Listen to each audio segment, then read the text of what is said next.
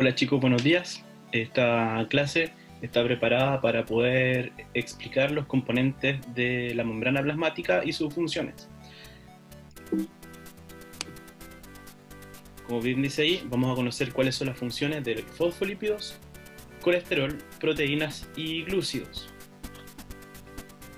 Los principales componentes de la membrana celular, bueno, son los cuatro que acabo de mencionar: fosfolípidos, colesterol, proteínas y glúcidos. Los glúcidos son distintos tipos de azúcares, ya que vamos a ver que están asociados a proteínas o a lípidos.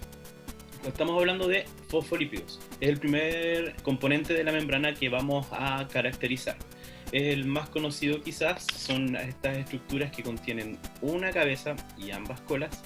¿Sí? Forman lo que se le conoce como la bicapa lipídica, que es una barrera semipermeable que deja pasar, como lo vamos a ver ya próximamente en la próxima semana, ciertas sustancias. Ya tiene una parte de las colitas, como ya quizás has escuchado, que corresponden a colitas hidrofóbicas, es decir, no pueden estar en contacto con el agua, y las cabezas hidrofílicas, que sí están en contacto con el agua. Y la disposición que ellos dejan de la siguiente manera: las colitas se juntan porque no pueden estar en contacto con el agua, y las cabezas se organizan hacia afuera, ¿sí? Ya sea hacia dentro de la célula o hacia afuera de la célula, formando lo que se le conoce como la bicapa lipídica. Estos fosfolípidos se pueden mover, ya sea en rotación, es decir, dentro del propio eje; flexión, es decir, pueden moverse así; flip-flop, es decir, pueden cambiar de posición adentro o afuera de la célula, así, uno acá y así; y difusión lateral, es decir, pueden moverse así. En segundo lugar tenemos el colesterol. El colesterol corresponde a una molécula que pertenece a la familia de los lípidos también, y se encuentra solamente en las membranas de las células animales, no se encuentra en las células vegetales. Es muy común encontrar o hablar del colesterol cuando estamos hablando en la alimentación carnívora, ¿ya? Y cuando a uno le piden que deje de comer o consumir colesterol, o que baje el colesterol, a uno le piden que coma más ensaladas y esas cosas, porque no contienen colesterol las células vegetales. La principal función del colesterol es disminuir la fluidez de la membrana, porque si se dieron cuenta aquí, los fosfolípidos pueden moverse, tienen amplia capacidad de movimiento. Lo que permite el colesterol es evitar que se muevan tanto, dándole una especie de rigidez, o, dicho de otra manera, disminuir la fluidez de la membrana plasmática, considerando que la membrana plasmática viene siendo casi como si fuera una gota de aceite. Por otro lado, las proteínas son componentes de la membrana celular que desempeñan muchas funciones. Acá en la diapo yo le muestro 6 funciones. Dentro de las principales y las que nos importan a nosotros es esta, la función de transporte. También tenemos la función enzimática, de receptores, etc.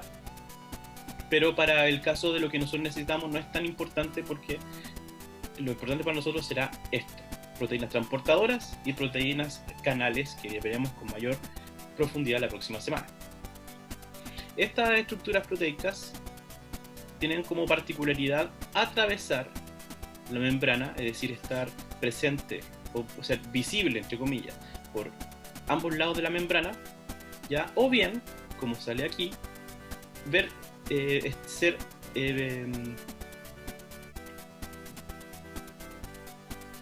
o bien, como se ve acá, estar visible solamente por un lado de la membrana. A estas que están visibles por ambos lados se les conoce como proteínas transmembrana, y esta que está aquí, que son visibles solamente por un lado de la membrana, se le conoce como proteínas periféricas de membrana.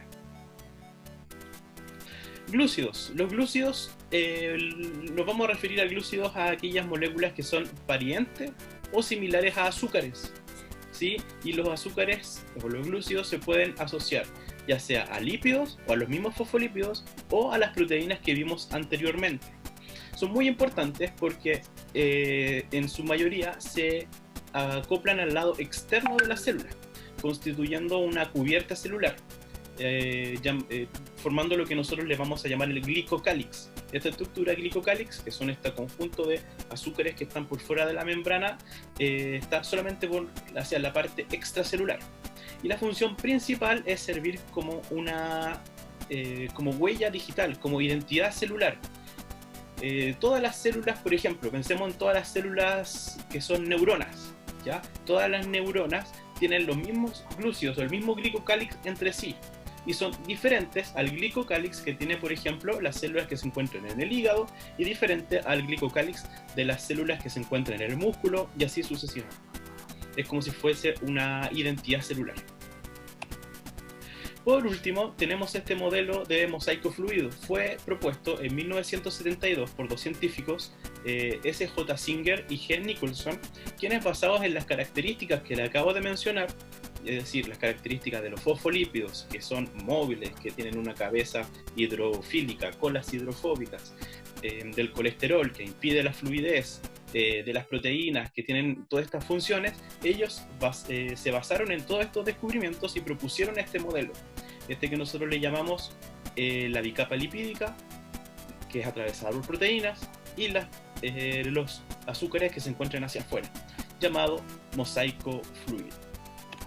A modo de resumen, sobre todo lo que hemos visto, entonces, tenemos que la membrana plasmática se organiza como un mosaico fluido y está compuesto por proteínas, lípidos y glúcidos. Tenemos las integrales y las periféricas que se encuentran en la bicapa lipídica, cuyas funciones, entre muchas otras, tenemos de transporte y comunicación. Por otro lado, tenemos los lípidos, que fueron los primeros con los cuales comenzamos esta presentación. Pueden ser fosfolípidos, colesterol, o los glicolípidos o glucolípidos, que se encuentran en la membrana lipídica, en esta bicapa, y su función es servir como una barrera semipermeable. Los glúcidos están asociados a lípidos, a proteínas, se encuentran en la cara externa, forman este glicocálix, y su función es servir como huella digital o identidad a cada célula.